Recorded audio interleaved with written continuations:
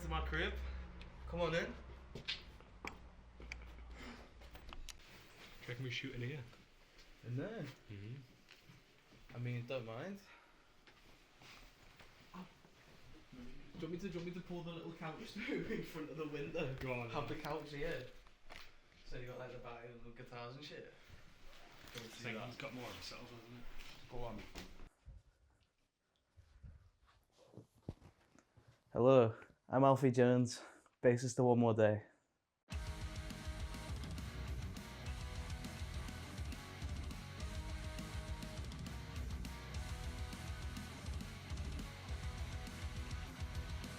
So where did you discover your love for music? My love for music, it all kind of really started as like a little inkling. I always grew up around music, like on my dad's side of the family, we really enjoyed Eminem and stuff like that. So there was always the little bit of influence there, but it's when I really bought my first instrument, that's where it all kicked off, or stemmed off from there. It's just like a little Stag P bass, little 3/4 inch thing. It just grew from there, just blossomed and blossomed. What other artists would you say inspired you? Inspired me. I see Smashing Pumpkins was really up there. They really influenced me with like the Big Muff Fuzz and stuff like that. One of my first pedals was actually a distortion fuzz combo, little electro harmonics pedal. And then I found out about I think it's the Green Russian Big Muff. Something just captivated me, the sound, everything, just all woven into one because I could sound like them. Because it was that easy, one pedal, and you could sound just as good as the people who made it.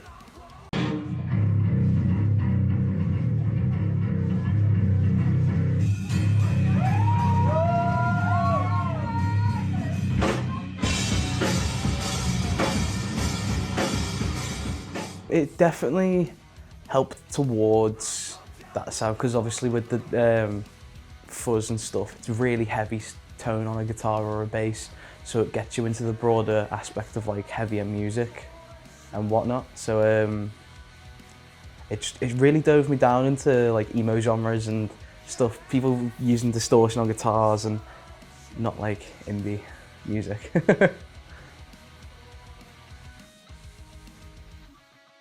What was your first ever band name and how did you feel when you were playing? Oh, the first ever band name. Started off as the Dead Pisces and then moved on to something else, but it eventually turned into Aluris, which was, how do we put this? Like a scapegoat of just shoegaze and I guess Smashing Pumpkins inspired rock sort of stuff, but that fizzled out after a little bit. Yeah. What would you say would be your first big gig? First big gig was my first ever one. We played at Arts Club, and I think it was like a battle of the bands or something, I can't remember off the top of my head, but it was about 300 cap over in Liverpool, and it was phenomenal. It was the first gig, they had full stage barriers, raised stage, it was like a 6-foot stage, it was absolutely brilliant. How far did you get into battle of the bands? Second round. we passed the first one, so that's something, but after that we took the second round on, but everybody else was just better than us. Do you know who won that year? Off the top of my head I can't remember, but I think it was a friend of a friend's band, so we all celebrated together. So the tuning on the guitars, but this thing's basically like an old family antique. I think it's been close to 100 years that we've had it now, and it's got half nylon and half God knows what metal strings on it, and it never goes out of tune. So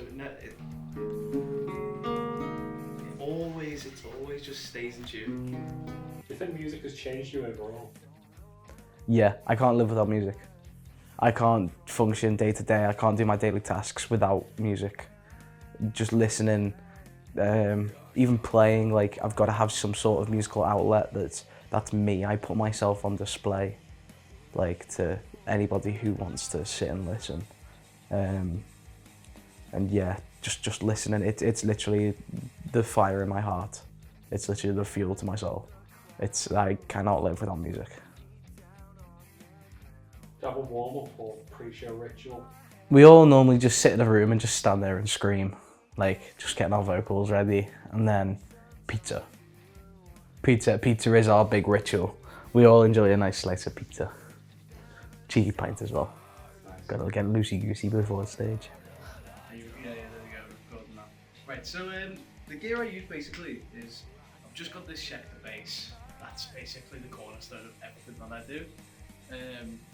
I completely forget the model name off the top of my head, but it's meant to be a jazz bass, but I use it for a lot of our stuff, basically all of it. I've had other stuff in the past, like Japanese-made basses and whatnot, but I could never find anything that's been as good as this. It's like any price point you choose a Schecter, they'll always deliver completely, 100%. They never slack on the work that they do with the instruments. And everything, I've not had a singular problem with this bass once. I've had to change the battery once in it for the preamp, and like it's never let me down whatsoever. It could do with a little setup, but that's just occasional musician stuff. What's your usual schedule look like? My usual schedule. We'd usually, band-wise, have at least 1 or 2 practices a week. If we can get 2 in, that's lovely, but usually about 1 a week.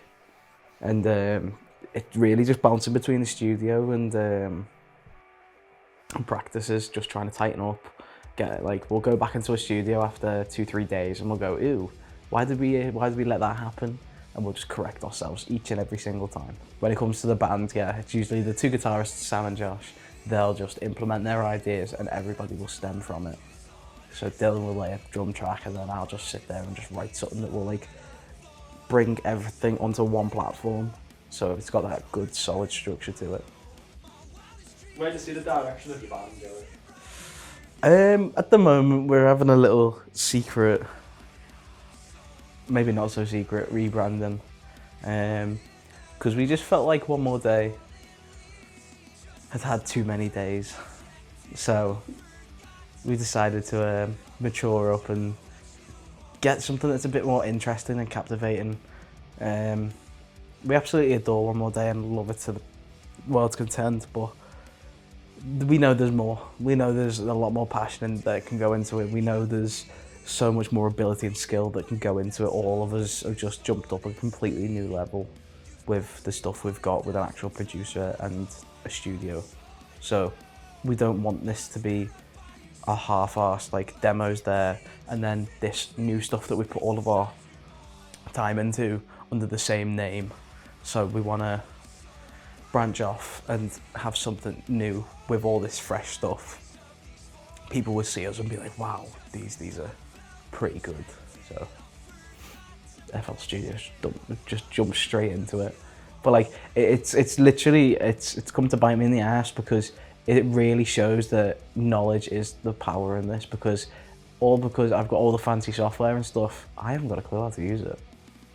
I know how to use the free stuff online, and that's stuff that's accessible to everybody, and I know how to use that perfectly fine. But as soon as you dive into it, it's like you need the knowledge there. I can't even produce anything new at the moment because I haven't got a clue what I'm doing.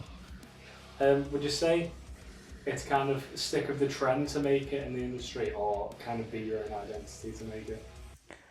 I think it's got to be genuine. It's got to be. If you stick to trends, you fall off eventually, because every trend has an ending. So if you just trend hop and trend hop and trend hop, what happens after the trend's gone? You need things that are original. You need things that are new. You need things that are personality. You know, you need humanity to the music. You need an idea that was stemmed out of somebody's brain, not something that everybody's following along with. How many songs do you plan to release on this something? EP or album? Honestly, dude, I couldn't even tell you. We've got like set in stones, but we haven't got anything laid in yet. So we've got 1.5 tracks at the moment, but we're literally at the start of the process. That's why not a lot's going on at the moment. So